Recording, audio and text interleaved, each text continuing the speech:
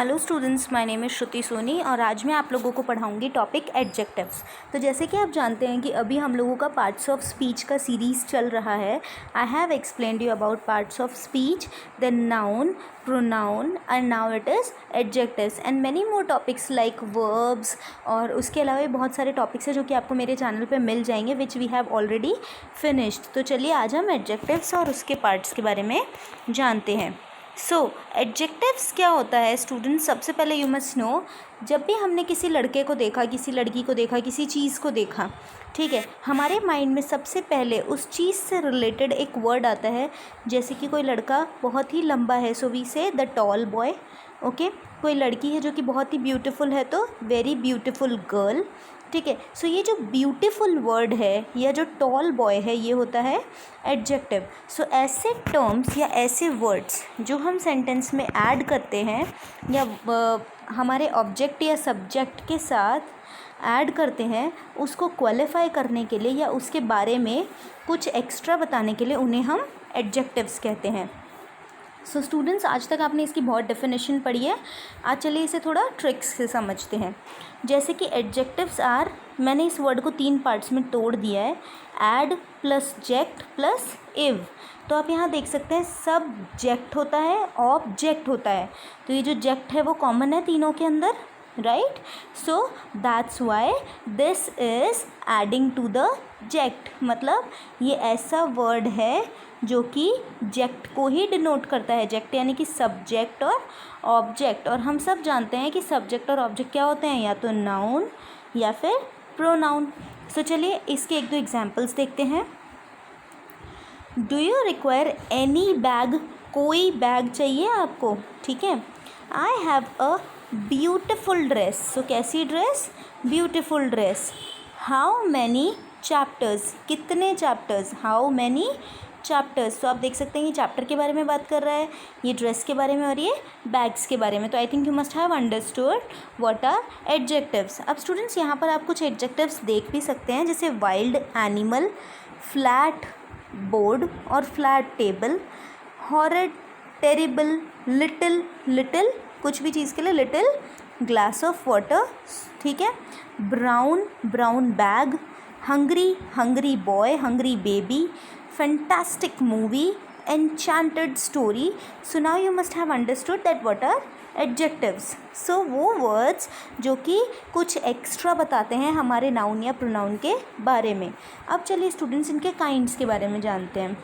सो इसका सबसे पहला काइंड ऑफ क्वालिटी। क्वालिटी मतलब जो इसकी तारीफ़ में कुछ बताता है, ठीक है, कि चीज़ की क्वालिटी कैसी है, जैसे व्हाट काइंड ऑफ, ठीक है।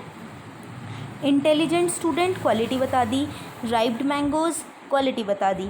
एडजेक्टिव ऑफ क्वांटिटी मतलब नंबर्स के बारे में कि कितनी मात्रा में है, हाउ मच, ठीक है। Some books, much help. So students this is used for uncountable. Quantity आपको पता है ना, हम किसी चीज़ की क्वांटिटी कब बताते हैं? जब हम उसे मेजर नहीं कर सकते। अब नंबर्स, ठीक है, एडजेक्टिव ऑफ नंबर्स जब हम हाउ मैनी बताते हैं। स्टूडेंट्स मैंने आपको मैनी और मच का डिफरेंस बताया था डिटर्मिनर्स के अंदर। If you don't know please see the video, I will give the link in the description box. अब आप यहाँ देखेंगे 11th चैप्टर, 7 पेजेस और each student. So students you must know कि ये जो हमारे एडजेक्टिव ऑफ नंबर्स होते हैं ये 3 टाइप से पढ़े जाते हैं, कार्डिनल, ऑर्डिनल और तीसरा इंडेफिनाइट, ठीक है। कार्डिनल मतलब कि 7 पेजेस, ऑर्डिनल मतलब कि 7th यानी कि जिसके लास्ट में TH लग जाता है रोमन में, और फिर उसके बाद में है ईच, एवरी, ठीक है। इन सारे वर्ड्स का यूज़ जो कि इंडेफिनाइट हमने प्रोनाउन पढ़े थे, वही उसी तरीके से इंडेफिनाइट एडजेक्टिव्स भी होते हैं। नाउ नेक्स्ट इज़ डेमोन्स्ट्रेटिव, जो कि हमने डेमोन्स्ट्रेटिव प्रोनाउन भी पढ़े थे।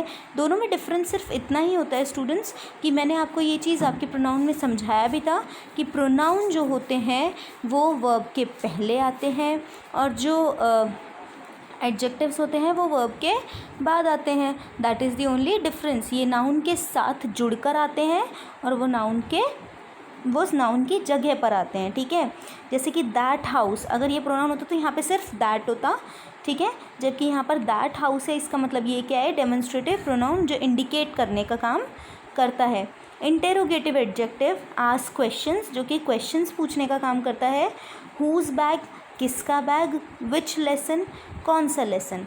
पोजेसिव एडजेक्टिव्स, पोजेसिव एडजेक्टिव्स जो कि बताते कि किसका है ये सामान, वही मालिकाना, सेम प्रोनाउन की तरह. माई नोटबुक, हर क्लोथ्स, ये भी मैंने आपको बताया था.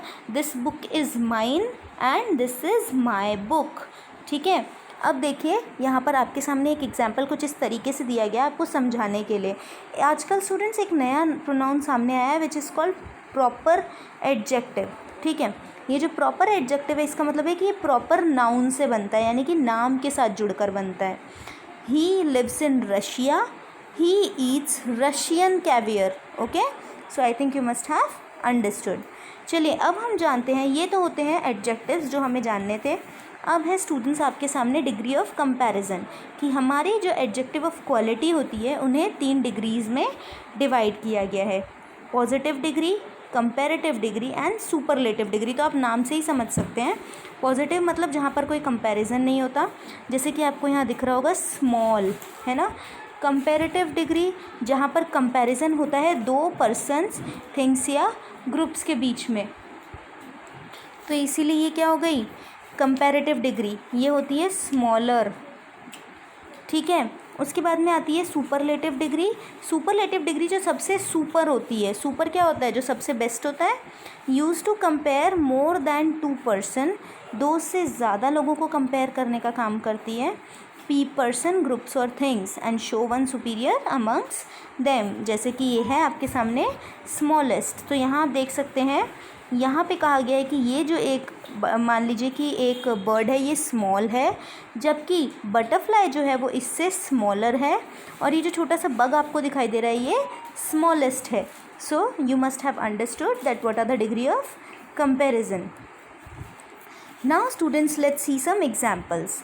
आपके सामने एक एग्जाम्पल यहाँ पर प्रेजेंट किया गया है.